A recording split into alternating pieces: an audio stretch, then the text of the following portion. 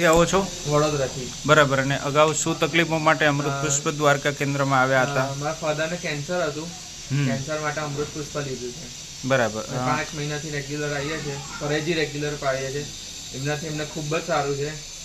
અઠવાડિયામાં તો એ ચાલી પણ નતા શકતા.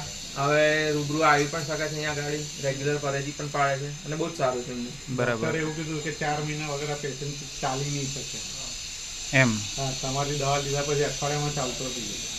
ખૂબ સરસ. જે તમને અહીંથી બધા સમજાવેલા ઘરગથ્થુ પ્રયોગો, બાહ્ય ઔષધિઓ નિયમિત તમે કોર્સ કરો છો અને ચુસ્ત પરેજી સાથે કરો છો.